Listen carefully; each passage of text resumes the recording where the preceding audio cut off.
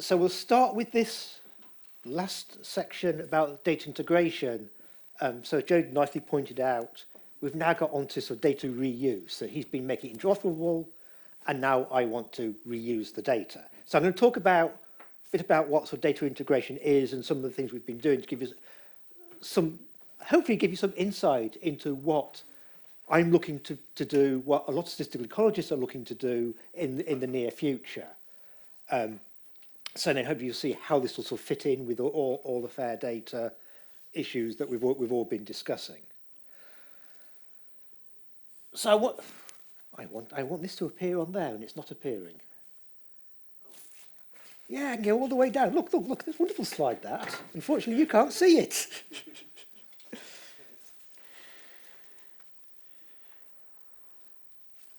Oh, right, okay, let's try this again.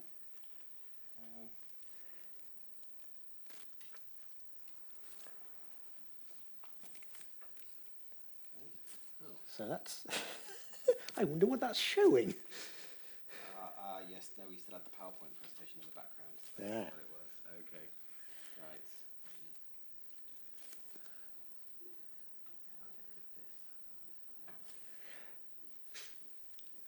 So whilst Joe's sorting that out, so I said the idea is to look at, okay, thanks.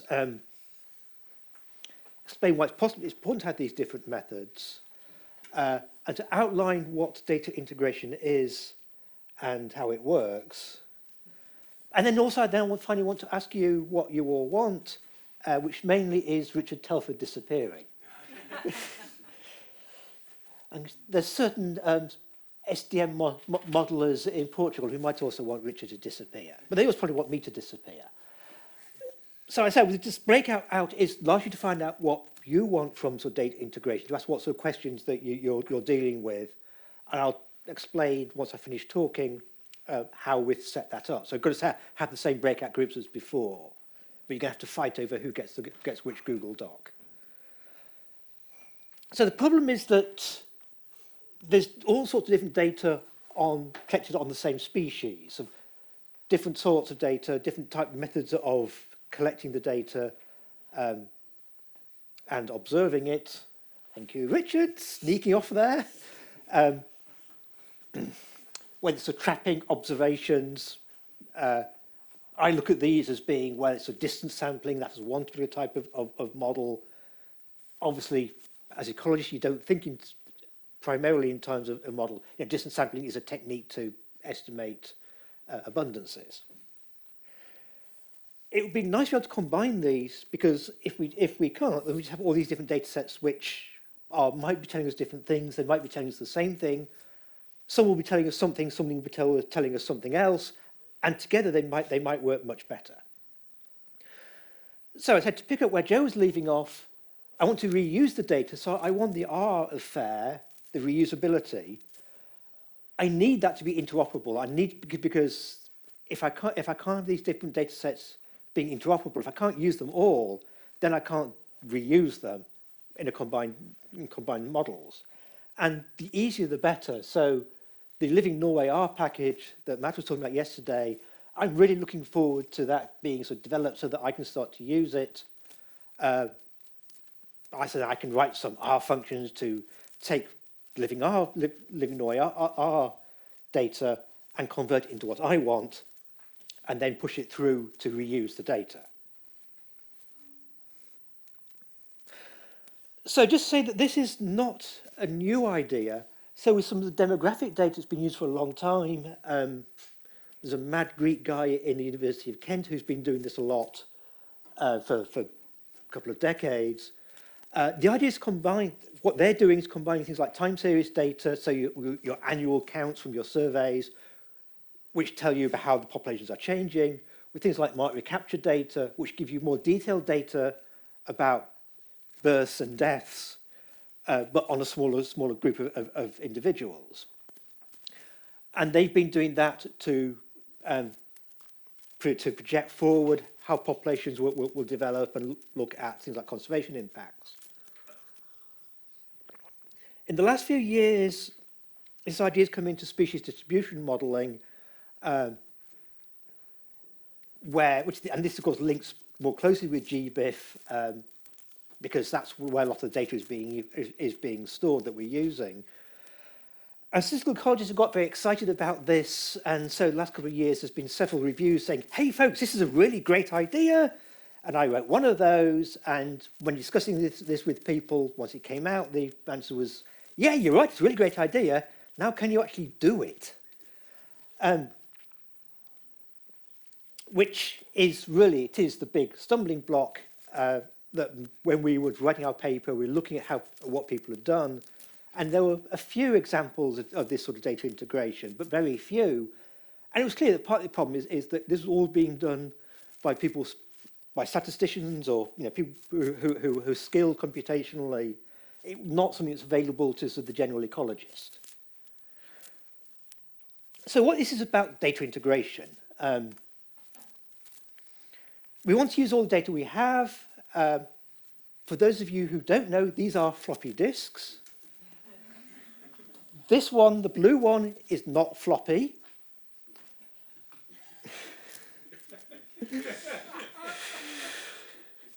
Some of us are old enough to remember all of these. Different sorts of data collected at different times, in different ways. Hopefully, everybody will use Darwin Core and make them all interoperable. How do we use them? The bad solution is the one that has been used a lot, is to ignore the problem. So this is my cartoon slide of how SDNs have been used.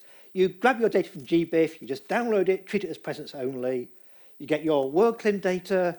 Nowadays people use Chelsea rather than WorldClim, but it's still the same thing. You pull down your WorldClim data, you put it into this black box, and you get some maps. And you go, yes, great, we publish our paper. Isn't this wonderful?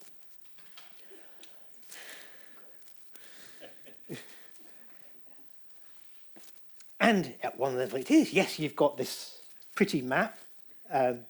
This is so wonderful that the data viz guys will just hate the colors. But it ignores a lot of the problems. You end up, at least to some extent, modeling how people are sampling. So when Dag showed the map yesterday, it was very obvious that most of the biodiversity in the world was in the United States and Europe. That's where it was all lighting up. There might be a little bit of a problem there. What the data integration guys are saying is that, yeah, we need to correct this, everybody knows that, and the best way to correct that is to use the strengths of different sorts of data. So, respect the data. Yeah, respect the fact that somebody has spent some time collecting the data in specific ways, and they actually know a lot about it. So these are some slides from our tree paper about how to do it.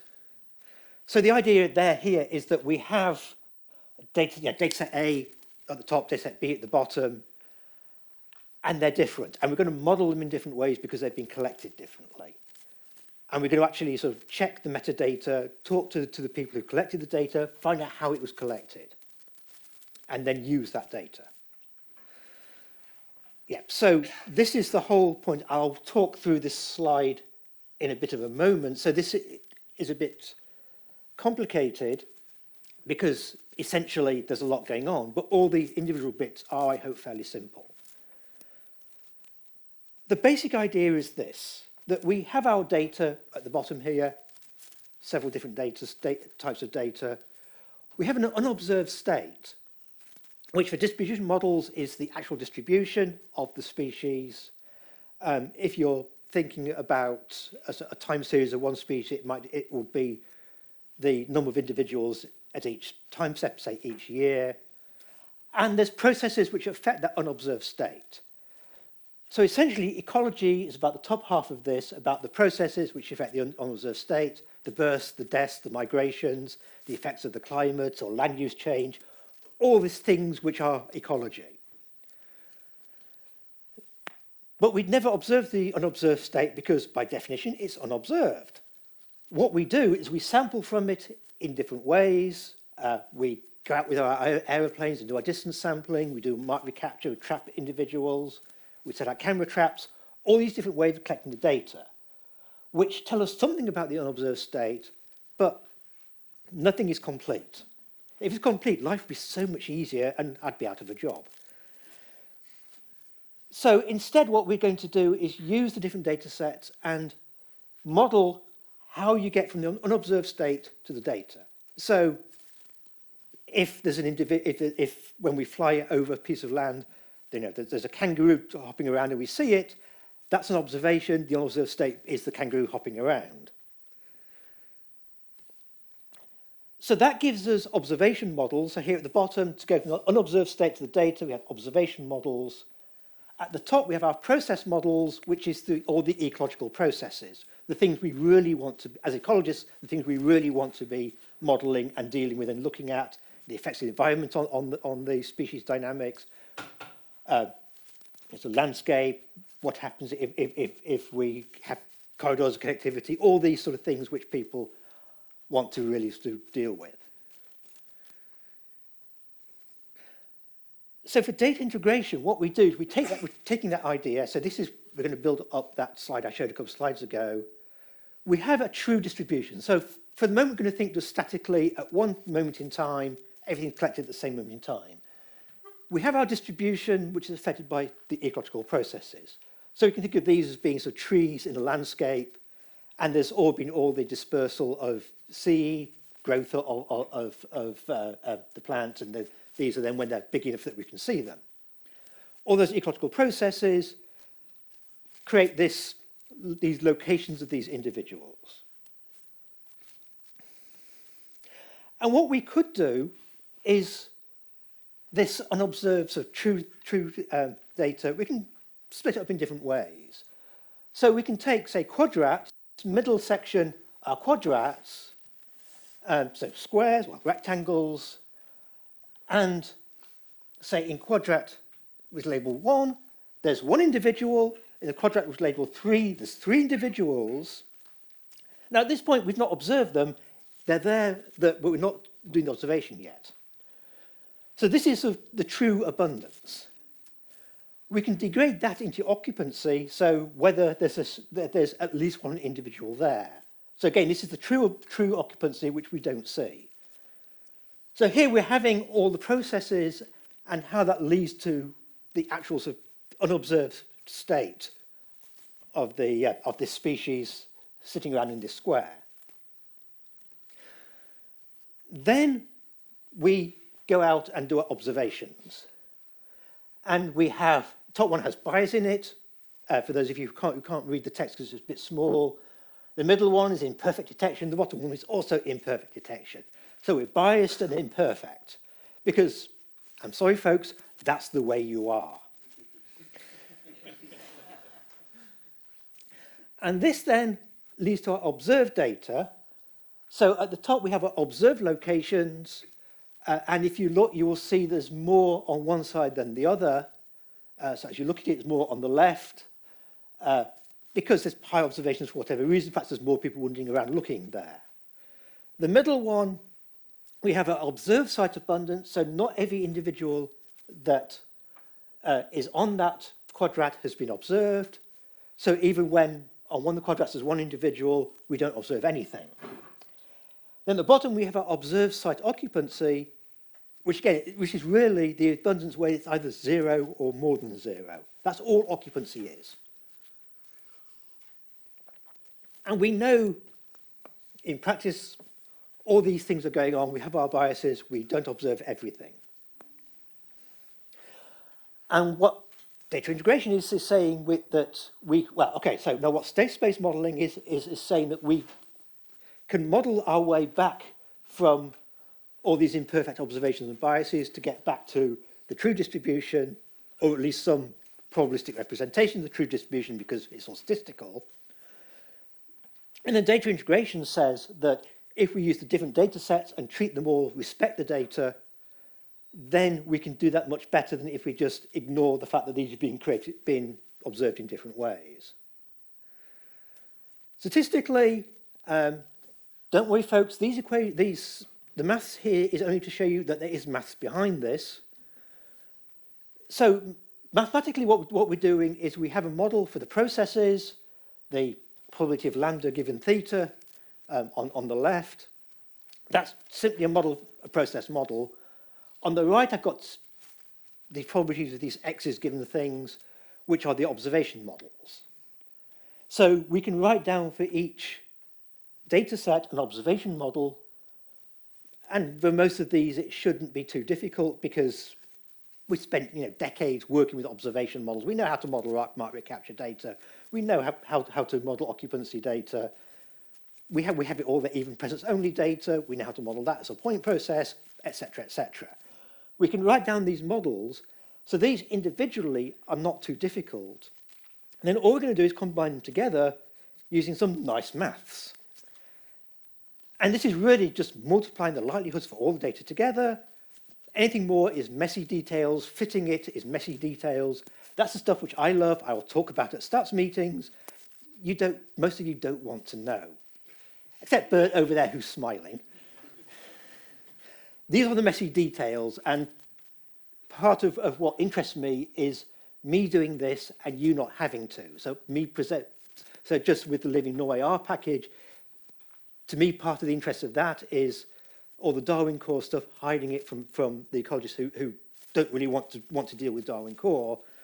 This is hiding away all the computation, all the mathematical details, and let you get to what you're interested in working with. So, to skip through the wonderful messy details, which I love, we can use this in statistical ways. One problem is computational efficiency. These are going to be big models. They're going to be spatial. They could be temporal. There's lots of bits which have to be combined together. We have to do this efficiently. Another is to make the software easy to use. And my feeling is the second one here, that's not a big, well, okay, in one sense a big problem, but there are methods which we can use.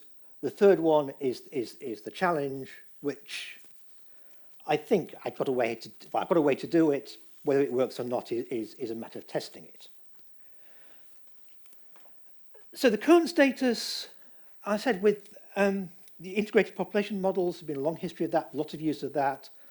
A lot of that has been done using MCMC and using things like JAGs and bugs, which is great, but you need to know how to write your bugs code. So it needs that little bit more sophistication in computational statistics.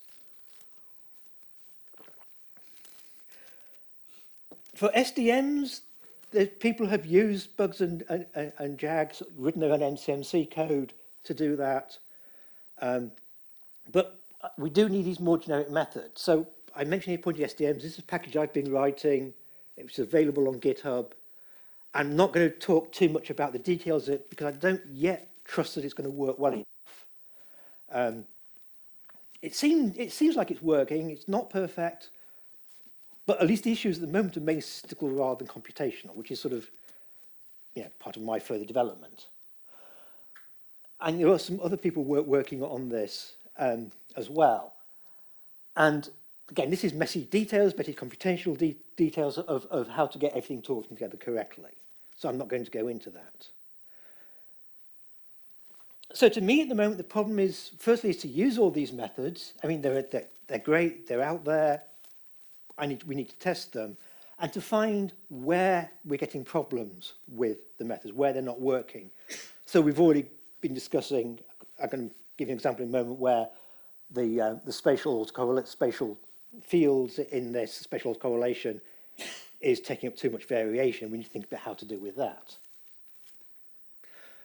So just an example, Norwegian fish. Of course, we're using Norwegian data. We have several data sets. I'm going to give an example with 2 data sets, and Anders here will know much more about it than I do because he gave us the data, told us where to get it. A fish survey of Nordic lakes with an S, and also standard ARPS observational data, which many of you know about. And the question was, can we combine them? And then I was interested in the methodological point of view about the spatial bias in the ARPS observational data. Can we deal with that?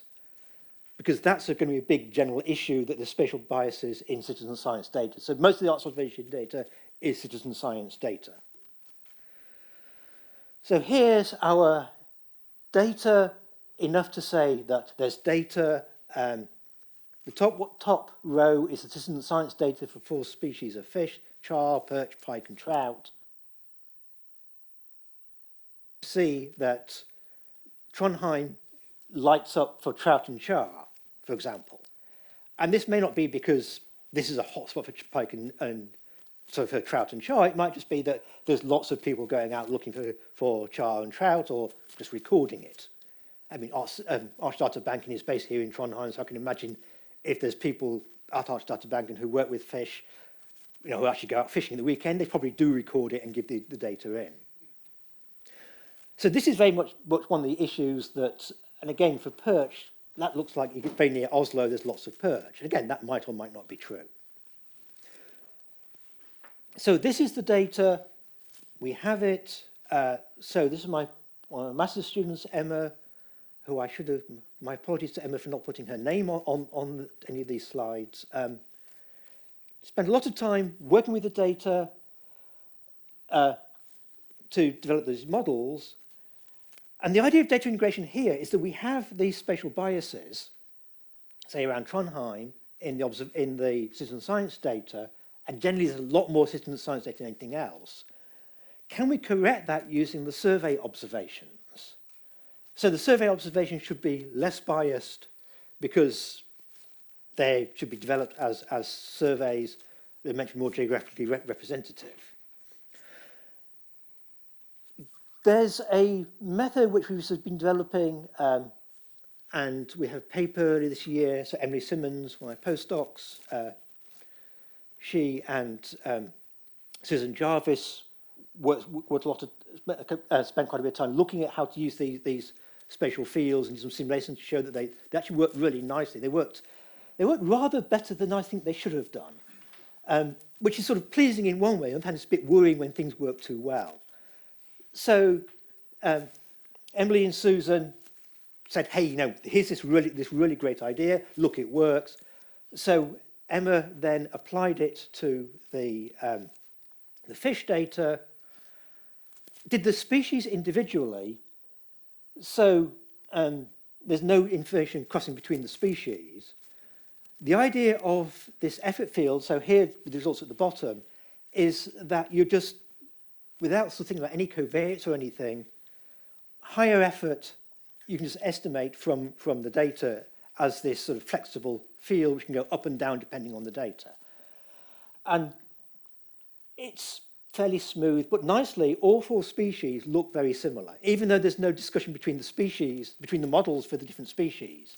So it gave us some confidence that it's totally working. It's picking out where there's more effort, which is, of course, mainly in the southern half of Norway and not a lot up in the north, where there's less people. And they tell me it gets horribly cold in winter. So that's sort of roughly, that's more or less where we are. We now are now fairly confident that we can use the survey data to correct the biases in, say, unstructured data, so citizen science data, typical presence-only data. The other work by other people to use multi-species data, a similar idea that one species will tell you about the other species. Something else we've been discussing, we've not really explored yet, is to use data from different regions. So I've been thinking about this as, if you collect data in Wales, in the UK, what does that tell you about Belgium? There should be some similar information there. So if you have a survey of Wales, a survey of Belgium, and you have citizen science data in between, can that communicate enough that you can actually get much more information out of it about Wales and Belgium, and indeed all the bits between the two? So this is where we are, I think, at the moment. So now what I want you to do for, I guess about, so let's say for about 20 minutes, is to discuss about this. So, because what I want from, partly get you some feel for what we're doing with this. but also to find out what are the interesting problems which you're interested in. So here I've got sort of part one and part two. You don't have to do them all. So part one, what do you want from your data integration? What are the sort of questions which you're asking? What are the ecological questions? And what sort of data are you collecting which could be used in this data integration, where you have, say, one data set where this is good in some ways, but really awful in others. There's this other data set which is good in different ways. And you're looking at it going, well, can we merge these data using data integration? So that's one thing. And then the other thing, and you can fit between these two as much or little as you want, is what are the problems that you see that are arising? So what are the ecological problems, for example, sort of bias, as I showed with citizen science data. There might be other problems of identification of species, some things which I just haven't thought of, and it's particularly the stuff I've not thought of. I'm interested to see if people can suggest anything. And then what do you think are going to be the computational problems? What do you think we're going to need to implement, other than the stuff that works fast and efficiently, obviously, but are there going to be issues which you think could cause problems, which again, I might not be seeing? And if you can do this, you might improve what's going on.